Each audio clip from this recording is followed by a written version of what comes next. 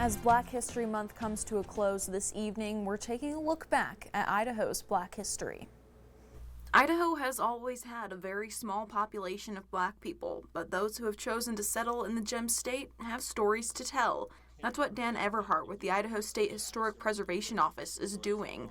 With the help of the community, he's finding places all around the state with ties to Idaho's Black history, like the Bethel Missionary Baptist Church in Pocatello, founded in 1920 when Idaho saw a migration of Black Americans from the South looking for jobs left behind by soldiers in World War II.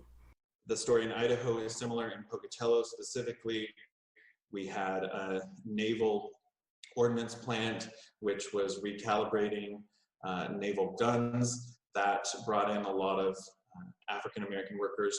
Black people found work mostly in Pocatello and Boise, the two cities with the historically largest Black population in the state.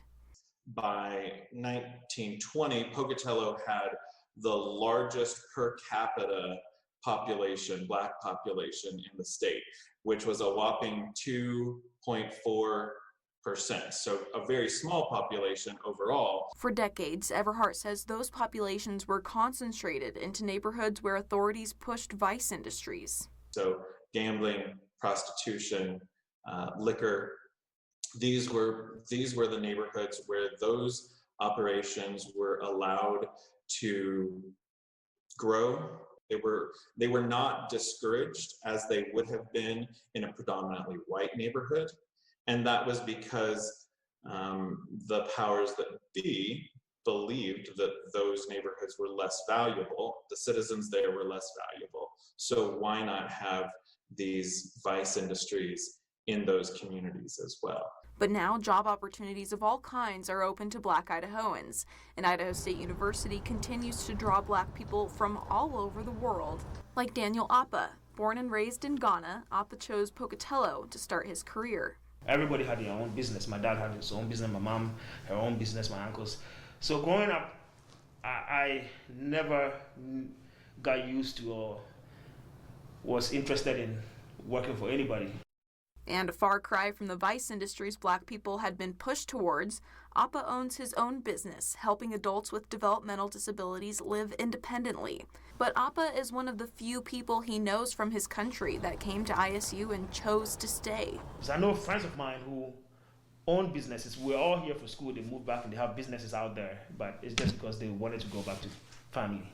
Also settling in Pocatello is Dr. Raphael Njoku, who heads the Global Studies Department at ISU. Hailing from Nigeria, Njoku teaches students about African politics and history, enlightening them to the world beyond Idaho's borders. I strongly believe that diversity is the spice of life. When you have people from different parts of the world bringing ideas, because ideas are bullets. Once fired, they help in building society. So you bring different ideas and unleash your creativity. This town, this state will be a far much better place and happier place than currently. Anyone with a person, place, or story about Black history in Idaho to share can fill out a form from the State Historic Preservation Office. You can find that on our website at news3now.com.